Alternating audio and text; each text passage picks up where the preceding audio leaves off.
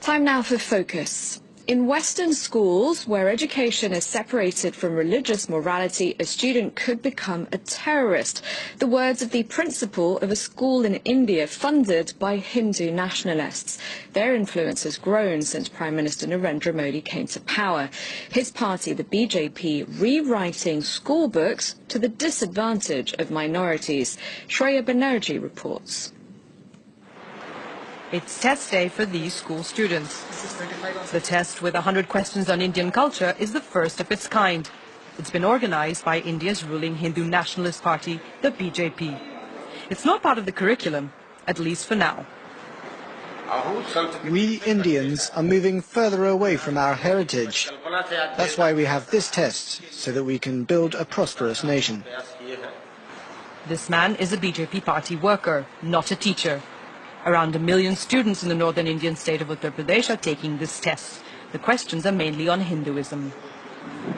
Where is the only temple of the Hindu god Brahma? When did the Hindu calendar begin? No other religion is mentioned. No mention, for example, of the 300 million Indian Muslims. But the students find nothing amiss. The test is focused on India, Indian poets, Indian movements, wars.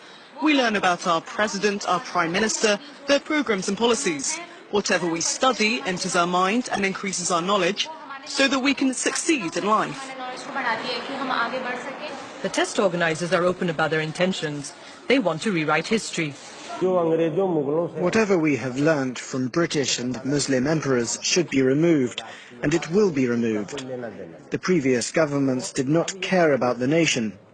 It is time for our government to put the right heroes in the syllabus. An Indian newspaper recently reported that certain textbooks had erased all mention of India's first Prime Minister, Jawaharlal Nehru. Nehru was a member of the Congress party, a major rival of the ruling BJP.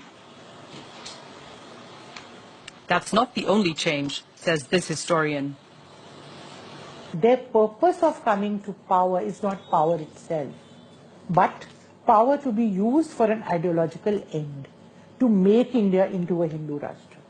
They successfully changed a very large number of history and other social science textbooks. It is a very distorted vision of the past, a wrong vision of the past, a wrong understanding of the past, which they are trying to impose on the present. The education system is a very important means of changing the mindset of society, particularly the young.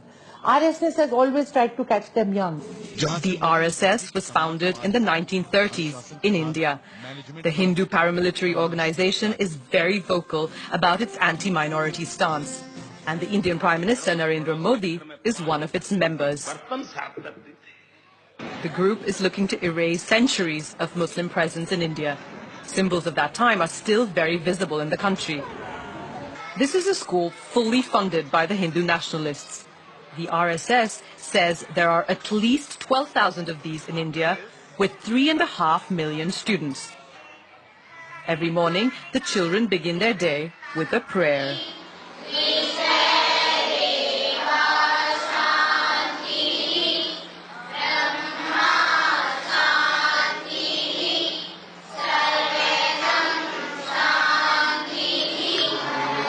Prayers are followed by a religious ceremony and the principal's speech.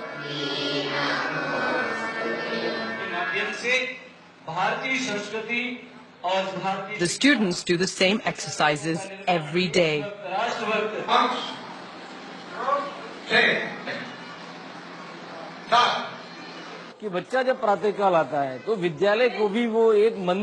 For the pupils, the school is a temple.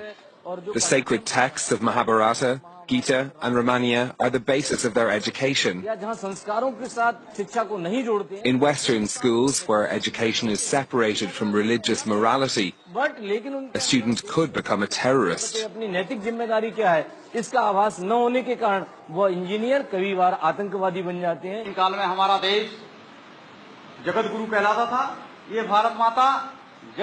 A narrative that glorifies Hindus and casts minorities as outsiders. By introducing these ideas in schools through tests and the modification of textbooks, the BJP is looking to influence the thinking of young people. Almost half of India's population is under the age of 25.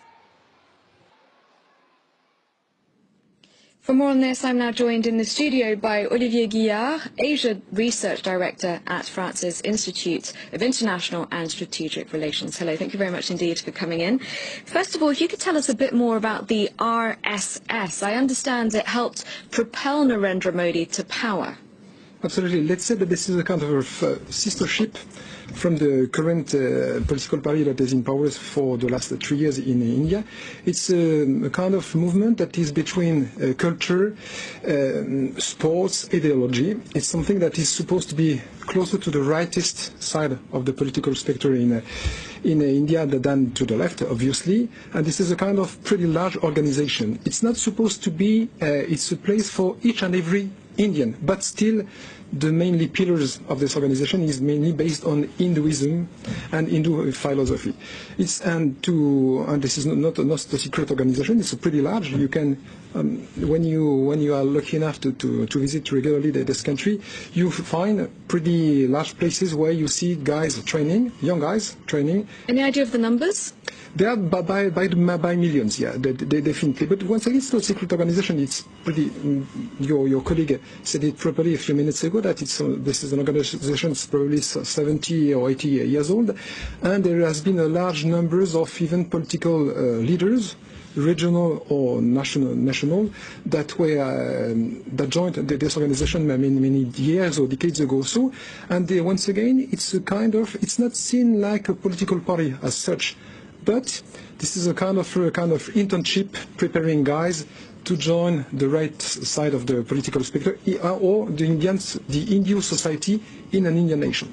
So how many members of the current government do you think are there who were once members of the RSS, and how crucial a role does it play in the government now? This is quite an interesting issue. I don't have exactly the numbers in mind, but I would say that probably over 1 people out of 2 in this government on the national basis. Where regionally, once again, we need to remember that India is a federation, federalist countries.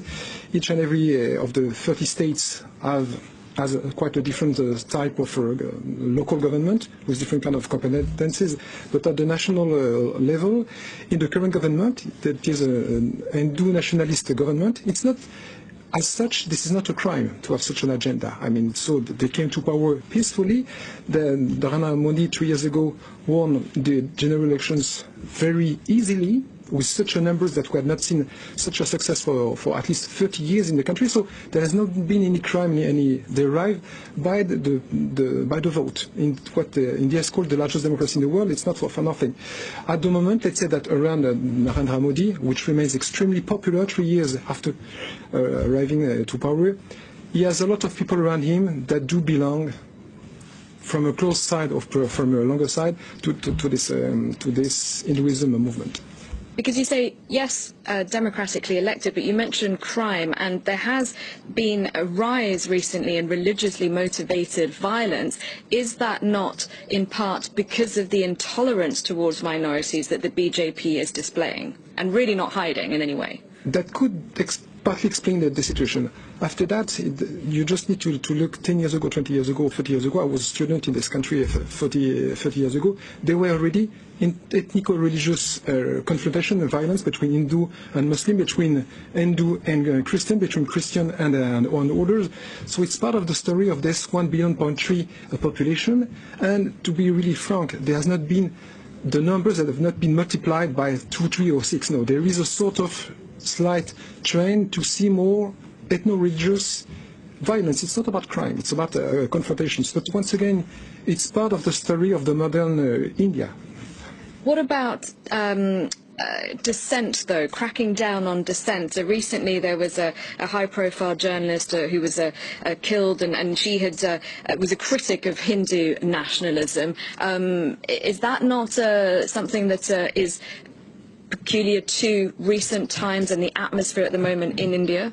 I don't believe so. I mean, if this is based only on one fact, it's not enough. It's not a scientific perspective. Just think about something. Mahatma Gandhi, the philosopher behind the modern vision of India, was killed by an Hindu fundamentalist. So it was 70 years ago. So I have not seen in this country that has probably one of the largest and freest press situation in the world, I have not seen such a huge tsunami or surge of such crime. It's a sad story, but still, we cannot say that the situation today is so complicated in India for the journalists. It's not the case. It's probably one of the freest press in the whole Asian region. So the wider population still very much supports Narendra Modi? Definitely, yeah. All right. Thank you very much indeed. We'll have to leave it there, Olivier Guillard. Thank you for your time. Thank you for watching. I'll be back at the top of the hour with the full news roundup.